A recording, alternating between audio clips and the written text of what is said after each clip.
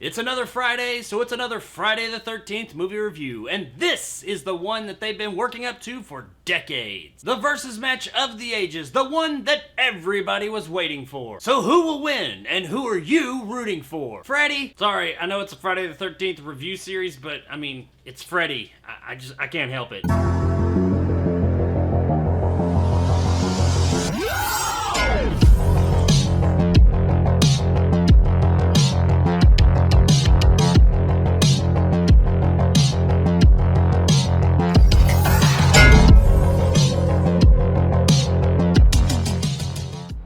Freddy vs. Jason is brought to us by director Ronnie Yu and stars Monica Keena, Kelly Rowland, Jason Ritter, and Robert Englund, but no Kane Hodder. Freddy vs. Jason is the versus movie that everybody wanted, but nobody ever thought would actually ever get made. But after acquiring the Friday the 13th series in the 90s, New Line Cinema finally got this movie out in 2003. And going into this thing in 2003, while I was really looking forward to this epic showdown, honestly, I figured they were probably gonna fuck it all up. And, well, they kinda made it work. I mean, this isn't a great movie by any means, but it sure as hell is a fun movie, and it gives us what we want. Freddy versus Jason. Now, of course, this isn't just an hour and a half of these two titans of horror just fighting. No, we gotta have tedious things like story to get us there. That being said, the story to Freddy versus Jason is actually kind of interesting, although it is a lot like Wes Craven's New Nightmare. Not specifically in like story beats, but the whole idea behind believing in something and it becoming an actual thing. Basically, the idea of Freddy has been wiped from the earth, so he has no more power. He can't get out there into people's dreams and kill the kids of Springwood anymore. So what he does is he searches the depths of hell and finds Jason Voorhees, and then manipulates Jason into going to Springwood, murdering a bunch of kids in his name so that he can get more power and get out there and start doing his Freddy Krueger. However, Jason starts to do his Jason instead, and he starts taking all the kills, and Freddy gets pretty pissed like a 13-year-old kid in a multiplayer shooter match. You stole my kill! So this sets off a course of events where our young cannon fodder teens have to get Jason and Freddy together so that they can do battle and hopefully end up killing each other. So we end up with Freddy and Jason fighting at the end of the movie, and that's the movie. That's Freddy vs. Jason. So yeah, a pretty simple story, but it does deliver what we're here for. Lots of fun, creative, bloody as hell kills, and Freddy vs. Jason. Now I will say that the movie does seem more like a Nightmare on Elm Street movie with Jason in it than a Friday the 13th movie, which kind of does make sense. While New Line did own both these properties at the time, Nightmare on Elm Street was their baby, so they did show it a bit more favoritism. So I get why it seemed more like a Nightmare on Elm Street movie. And honestly, in my opinion, most of the Nightmare on Elm Street movie stories have been more interesting than the Friday the 13th ones overall. What we also get is that nice balance of humor and horror that is present in most of the Nightmare on Elm Street entries and not so much in most of the Friday the 13th entries, with the exception of Jason Goes to Hell and Jason X, of course. And this blend really works. This movie is a really fun time. It doesn't take itself too seriously, but there is a story here to follow. At times, I mean like a bunch of times, it is a bit contrived and our characters make a whole lot of really big leaps to get places, but if you go into it with the mindset to have fun, you will have fun with this movie. It's also got a lightning fast pace. This movie does not slow down, which is probably a good thing, because if it did and you started to kind of like nitpick the story, you'd just rip it apart. So it's pretty good that this movie moves really, really fast. Our performances are really nothing to write home about. They are your stereotypical Friday the 13th or Nightmare on Elm Street performances. I'd say they probably lean a little bit more towards the Nightmare on Elm Street side of things. And all of the characters are fairly shallow, and you really give no shits about anybody in this movie, except our two title card members, Freddy and Jason. But once again, that's okay, because that's who we're here to see. They are the main attraction here. Freddy and Jason are the stars, not the cannon fodder kids that are the victims here. Now when it comes to the kills and the gore, if that's what you came for, and isn't that why we're all here, then you are not going to be disappointed, because they absolutely deliver here. We get some awesome, creative, fun, and really fucking bloody kills in this movie. Some of which that call back to previous entries in both series. No sleeping bag kill though. This is more gory and bloody than any entry in the Friday the 13th series up to this point. Now the Elm Street series has always been a bit more bloody and gory, but even so, this is a really, really bloody fucking movie. From its gloriously bloody title sequence all the way into the final frame of the movie, there is blood, guts, and gore all over the place, like geysers of blood, buckets of blood. It It is, for gorehounds such as myself, just heaven. Gratuitously glorious, bloody heaven. But not only is there just an excess of blood and guts, it all looks really good too. There are a lot of practical gore effects in this movie, and they all look great. Now, there are also a handful of CGI shots, and while they're not awful, there are one or two of them that are a bit suspect. But for the most part, all the effects here look really good, and overall, this movie just looks really nice. This is the best looking Friday the 13th or Nightmare on Elm Street movie up to this point, and Freddy and Jason themselves look better than they ever have. They did a really good job of representing both of these characters physically. Freddy looks just a little bit more crispy, and Jason looks a bit more waterlogged. Guys, Freddy vs. Jason was a fun Monster Mash versus movie. They took an idea that while I always wanted, I never really thought would work, and they made it work. Is it a work of art? Absolutely not, but it is really fun, and that is a really important piece when it comes to a form of entertainment. While the movie is a bit more Nightmare on Elm Street than it is Friday the 13th, they did a fairly reasonable job of representing both series here. Freddy and Jason have never looked this good, and if you're looking for gore, this movie has it in spades. Like a spade right over the fucking head and a geyser of blood comes flowing out. So good. While you give no shits about any of the other characters in the movie, it doesn't matter because it gives us what we want. Freddy and Jason fighting, and that showdown is fucking glorious. If you're not a fan of either of these franchises, then I really don't know why you're even watching this review, but if you are, this movie is a really fun time, and it is also absolutely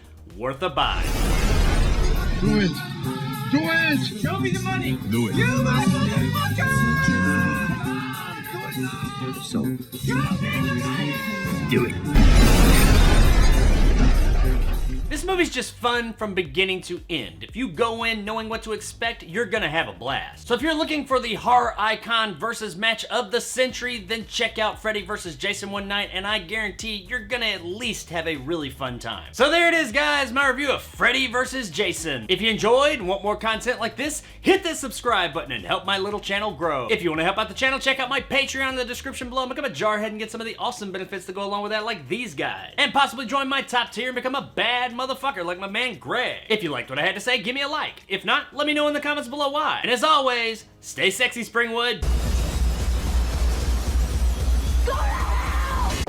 So there it is, the final entry in the original Friday the 13th timeline. Though it's not the final Friday the 13th movie. Oh no, we've got one more to go, and that would be the 2009 reboot. You know, the one where Jason fights Sam Winchester. I mean, really though, that would be pretty fucking cool if the Winchesters and Jason had a fight. I mean, Freddy showed up in the X-Files, so why can't Jason show up in Supernatural? I bet there's fan fiction out there of that. But knowing fan fiction, Sam and Dean probably fuck in it, so I'm out.